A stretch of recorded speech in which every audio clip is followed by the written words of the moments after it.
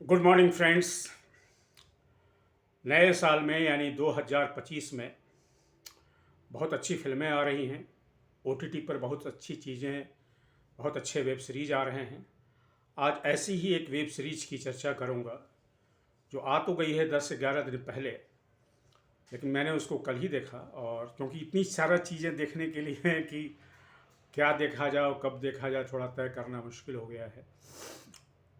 तो खैर, चिड़िया उड़ की बात कर रहा हूँ। ये एक वेब सीरीज है जो प्राइम वीडियो पर आई है और रवि यादव ने इसका निर्देशन किया है। ये आबिद सुरती की रचना पर आधारित है जिसका नाम है केज, यानी कि चिड़िया खाना एक तरीके से कह सकते हैं।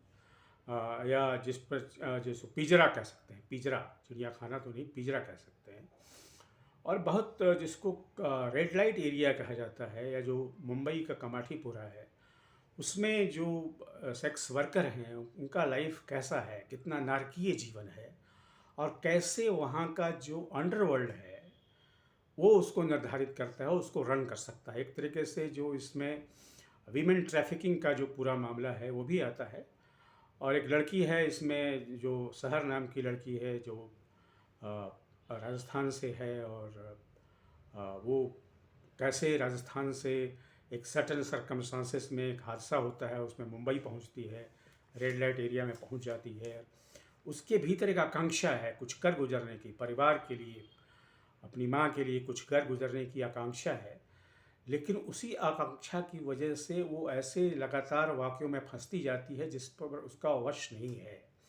और जो गैंग वार जो चल रहा है, और जिसमें जैकी श्रॉफ का गैंग है, उसमें वो उसके जाल में फंसती रहती है, निकलती रहती है। तो एक डिटर्मिनेशन की कहानी है ये, एक लड़की के डिटर्मिनेशन की कहानी है। और इसमें बहुत सारे मशहूर कलाकार भी हैं, सिकंदर खेर हैं, और इसमें जो हैं सो अपनी मिता वशिष्ठ हैं। बहुत सारे कलाकार हैं जो बहुत उनका प्रभावशाली इम्पैक्ट है। लेकिन कुल मिलाकर के हमारे मुंबई में, या वैसे पूरी दुनिया में है, ये जो जिस तरीके से वीमेन ट्रैफिकिंग होती है, महिलाओं को अगवा किया जाता है, फिर उनको कैसे प्रोस्टिट्यूशन के रैकेट में डाला जाता है, इसकी बड़ी दर्दनाक कहानी है। और ये रियलिटी बेस्ड ही है, रियलिटी है। मुझे लगता है बहुत सारी चीज़ें ऐसी हैं जो रियलिटी में हैं, हम दिखा नहीं पाते हैं हमारे, क्योंकि समाज की बंदिशें भी होती हैं। ऐसा नहीं कि लोगों में कहने की आकांक्षा नहीं है, पर बंदिशें होती हैं। तो वो बंदिशें भी इसमें दिखती हैं कि क्या समाज में कैसे लोग जो हैं नियंत्रण कर रहे हैं, क्रिमिनल वर्ल्ड कैसे हमारे जीवन को, हमारे समाज के एक बड़े वर्ग को कैसे कंट्रोल करता है, और उनको एक ऐसी नारकीय स्थिति में डाल देता है जहाँ से निकलना बड़ा मुश्किल हो जाता है। लेकिन फिर भी लोग निकलने की आकांक्षा रहते हैं।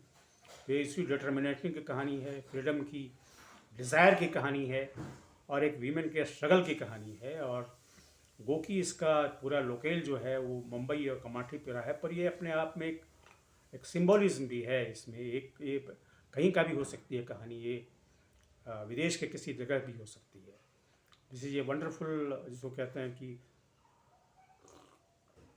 Web series friends. यदि आप थोड़ा सा इस तरह के अंडरवर्ल्ड को देखना चाहते हैं तो वह आपको अच्छी लगेगी, मुझे लगता है। और परफॉर्मेंस भी बहुत अच्छे हैं इसमें, लोगों के हैं। हालांकि कहानी कई बार इतनी तेज़ गति से चलती है कि समझ में नहीं आता है कि कौन कैरेक्टर कहाँ है, कब कौन थाईलैंड पहुँच गया और कौन कम इंटरनेशनल रैकेट में दाखिल हो गया। लेकिन फिर भी अच्छी है। You must watch it if you love this type of series. आज की वीडियो में दोस्तों इतना ही। आपसे निवेदन है कि मेरे इस यूट्यूब चैनल को सब्सक्राइब करें, लाइक करें, और इस पर अपने कमेंट भी लिखें। Thank you very much.